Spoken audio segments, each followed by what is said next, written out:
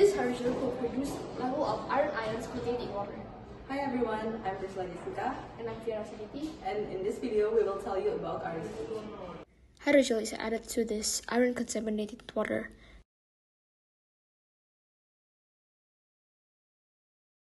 And is left behind for a few hours.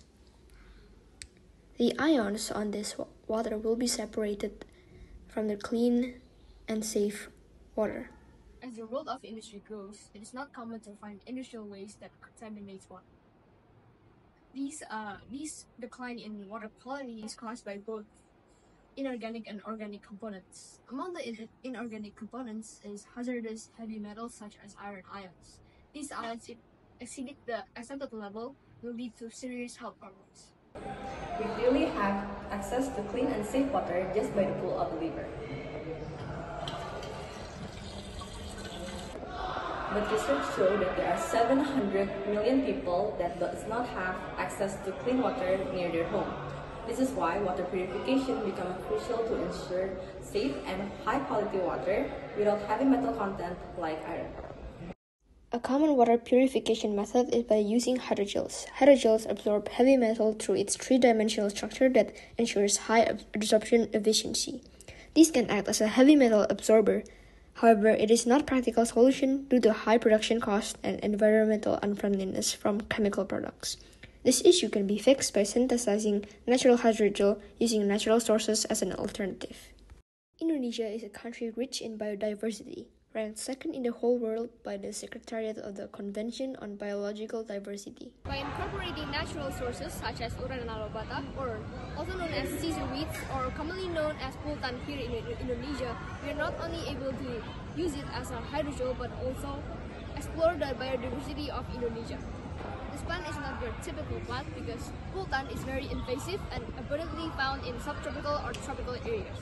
Here in Indonesia, pultan is frequently used as medicine, but beyond of its use of medicine, pultan can also has the potential to synthesize natural hydrogels because of their structure or cellulose.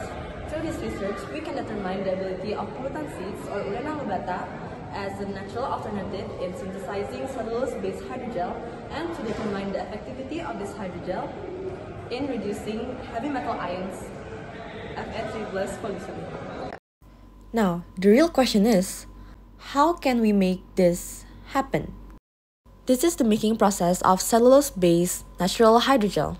The first step is the preparation of the pullutan seeds. The pullutan seeds are dried, blended, and sifted using a 40 mesh sieve shaker.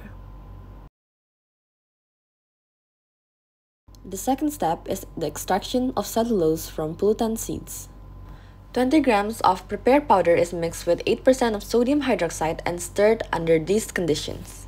Then it is added with 10 ml of acetic acid and 50 ml of sodium hypochlorite and stir. The resulting mixture is filtered and the precipitate is washed with distilled water until it reaches a neutral pH. Following this, the precipitate is dried at 100 degrees Celsius. Now, the final step is hydrogel synthesis.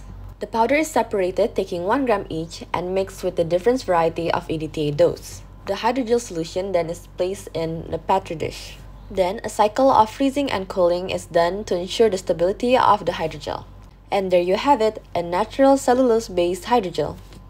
One way to assess the concentration of heavy metals in water samples involves with the use of UV-VIS spectrophotometry or ultraviolet visible spectrophotometry.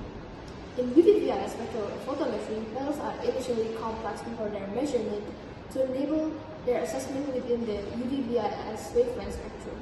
By this analysis method, we can finally understand the impact of pultan-based hydrogels for treatment of the iron-contaminated water. Using the UV-VIS spectrophotometry, we are able to obtain these following data.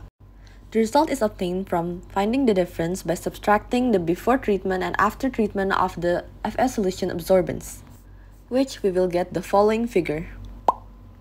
The result shows that out of the three data, the overall trend of reduction of Fe3+ heavy metal ions decreases progressively with an increasing concentration of EDTA doses in the hydrogel. When analyzed, the highest reduction figure is observed within the concentrations of 0.125 grams of EDTA concentration, within the trend, followed by 0.15 gram of EDTA doses with the least amount, which is 0.1 gram of EDTA, and reductions of the heavy metal ions. This means in a dose of 0.125 gram of EDTA, it has reached its maximum absorption point for Fa3+ metal ion. The decrease in absorption capacity of Fa under 0.15 gram of EDTA may occur due to the cross-linking agents in the hydrogel is increased in concentration, resulting in closer distance between the particles, which obstruct the Fa3+ metal ions from binding to the active site of the hydrogel, such as the amines group and the hydroxyl group, hence not allowing all of the Fa3+ heavy metal ions to be absorbed by the hydrogel. So, in conclusion, this research has proved that the cellulose contained in pollutant seeds are able to reduce the metal ion in contaminated water because of industrial waste. The study has demonstrated that the optimum amount of EDTA dose applied is in 0.125 grams. Pollutant seeds can serve as a natural source in modifying hydrogels as a substitute for less optimal synthetic-based materials.